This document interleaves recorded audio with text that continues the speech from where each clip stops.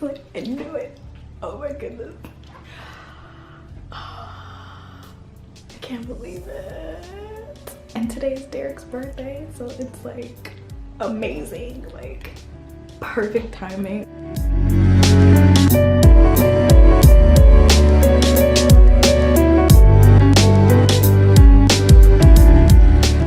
Got you another gift. Really now? Yeah. Wait. No way. Yeah. That's what I was wondering. I was We're like, having a baby. I've never, I'm sorry. Of course not, because it's your first child ever, so. Yeah, I can't even begin to, no, this is not happening. Alright. Just wow. Yeah. Wow. January 3rd. That much accuracy? 2015. Well, they do it based off of like your last period and stuff, so okay. That's the due date. Cool. But yeah. Oh, January baby.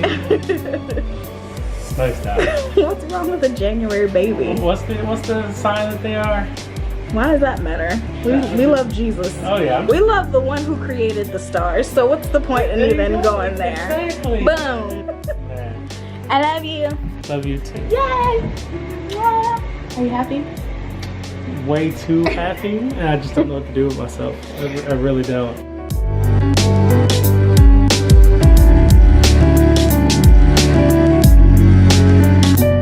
I love my husband so much, and everything that we've gone through over the past year, I can't imagine being with anybody else and going through this stuff. But today's bittersweet, and I guess I really don't exactly know how I'm supposed to feel. Getting emotional now. Because we miscarried so early, we never got a chance to find out if it was a boy or a girl.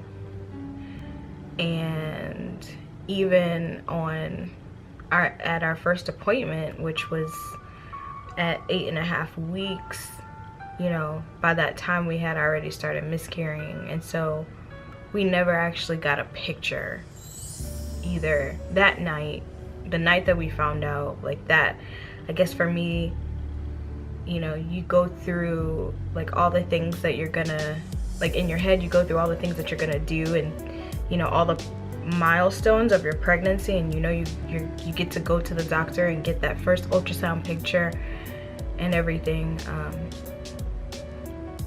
But that didn't happen for us, and that was devastating. We didn't have anything to even like frame and say, you know, we have a picture and we can remember this way. So like we didn't walk away with anything at all, and that part was hard, because as a mother and as someone who looks forward to taking care of their child, and then that child passes away, like you want something to hold on to and something to keep and to you know, to have. And we didn't have anything, and that's like literally the first thing that you get is an ultrasound picture. And you know, our first ultrasound didn't go that way. The next thing I want to talk about is our healing process, and of course this process is continual. This is not something that you just get over in 9 months. It's not something that you get over ever, really, because I don't see a day that I will not think about our loss. But I will say that even the day that Derek and I, you know, found out and stuff like that, we immediately needed to run to the cross. We immediately had to run to Christ, and he was our comfort. we went through some things in our marriage and everything, it forced us to like come together.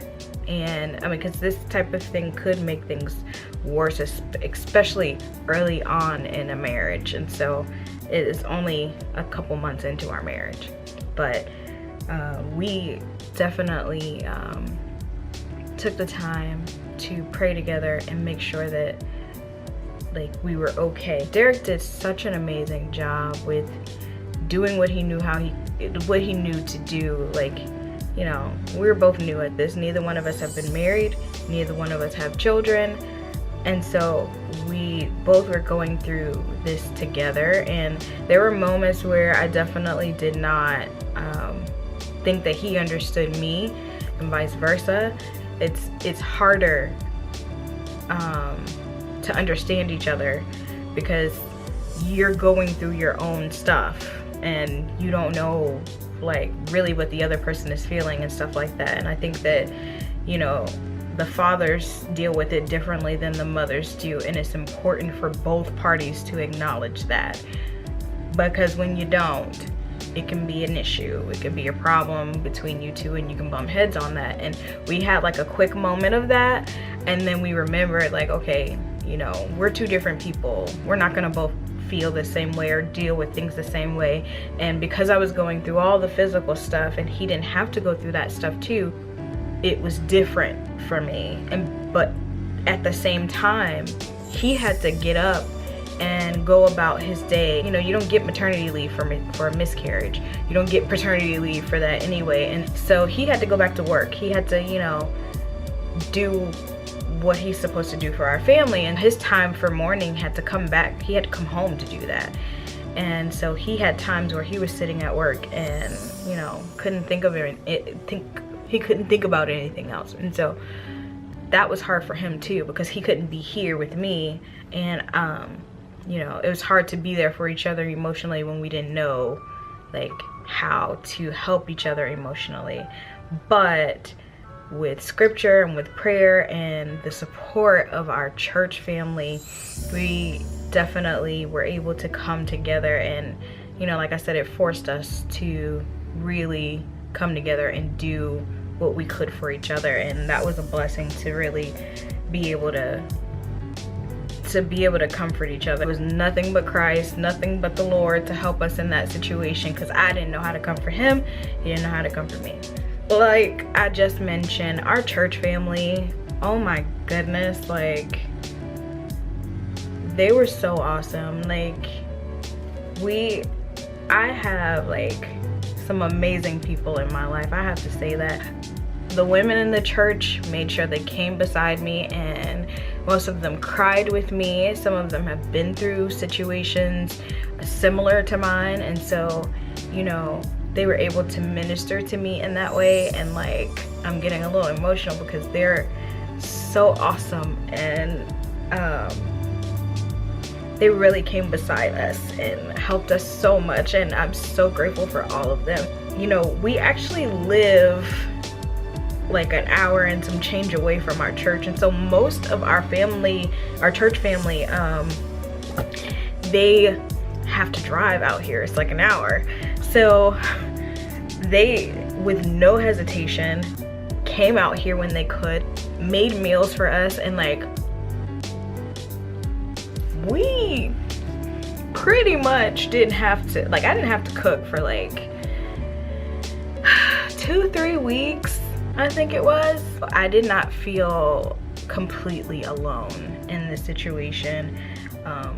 We had a lot of support. We had a lot of family support and stuff like that too. So it was really awesome to be able to lean on people in that very, very hard time. Another thing that we were able to depend on was scripture, and you know, going to Christ and going to his throne and really just laying it all out there. Like, okay, Lord, there's absolutely no way that we can handle this situation without you.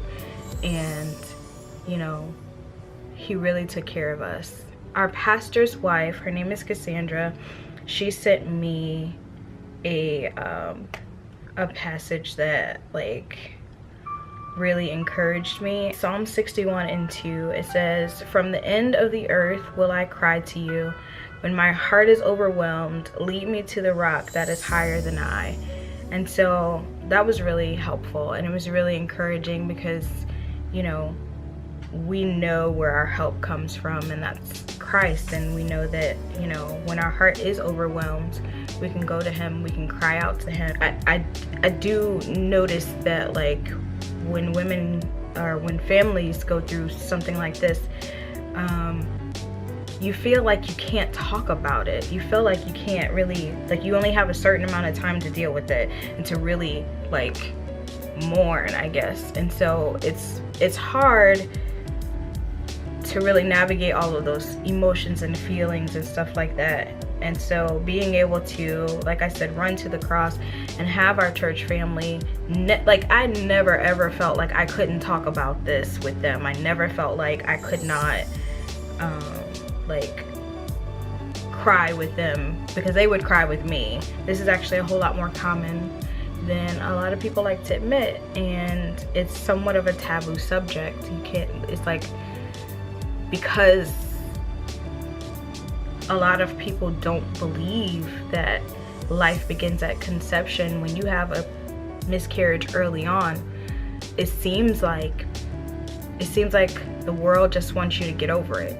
It's like, oh, okay, well, you know, you had a miscarriage, just go make another baby. And it's like, no, that was a life, that was my child, and I lost my child. You know, I was 8.5 weeks. That means my child had a heartbeat, had a brain, had hands and feet, like all of this stuff. So, you know, you can't tell me that I should just get over it. I've seen people say that, and it's way harder to do than people think. And I don't think that this is something that I'll ever be over.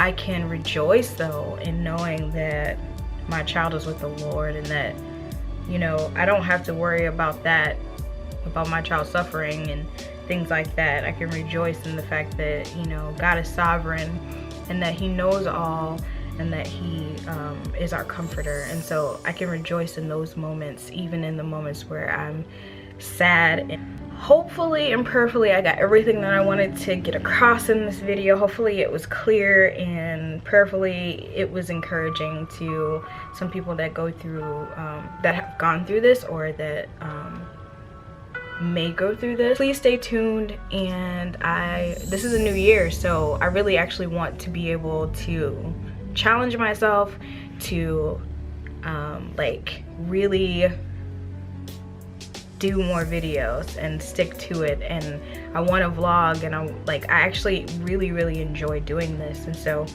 I actually bought a new planner, so I got everything written out, and hopefully you'll see more from me. And I'm praying for you, and hopefully you're praying for me. So God bless. Keep watching Cooper D TV for more. And I love you, and thanks for watching again. All right, bye.